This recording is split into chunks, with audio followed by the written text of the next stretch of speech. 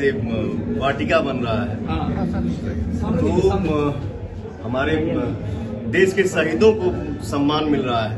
तो ऐसे सोच हमारे देश के यशस्वी प्रधानमंत्री नरेंद्र मोदी जी को मेरा दिल से सलाम है। अच्छा, आप अभिनेता के साथ साथ बीजेपी के कार्यकर्ता भी हैं और काफी एक्टिव रहते हैं आप। देखिए, सम्राट चौधरी ने खुले मन से कहा कि जो काम सरकार को करना चाहिए था वो काम पार्टी कार्यालय में हम लोग कर रहे हैं। क्या लग रहा है कि जो बिहार में वर्तमान में नई सरकार बनी है वो चिंतित नहीं है देश को लेकर, देश के मुद्दे पर? देखिए क्या है, हम पार्टी के एक नया सिपाही हैं। बहुत ज्यादा हमको नॉलेज भी नहीं है, सेंस भी नहीं है, और जिस चीज के बारे में हमको जानकारी नहीं होती है तो उस पर हम ज्यादा टिप्पणी नहीं करना चाहते हैं। हाँ, ये है, इतना हम जरूर जानते हैं कि हम जिस फील्ड के सिपाही हैं वहाँ पे अच्छा सोच है, अच्छा काम है, अच्छा विकास है, और आप लोग भी साथ दीजिए कि हम लोग और विकास करें।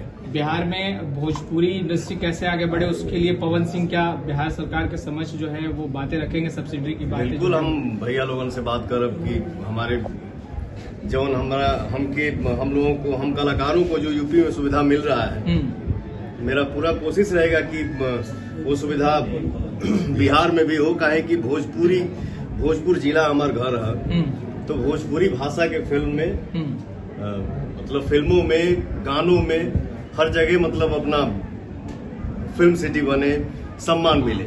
आरा लोकसभा सीट से क्या चुनाव लड़िएगा 2024 में? बीइंग अ यूथ, क्योंकि युवाओं को बढ़ाने की बात हर पार्टी करती है, बीजेपी भी करती है। देखिए क्या है, हम पार्टी के सिपाही हैं, जौन ऊपर से आगे से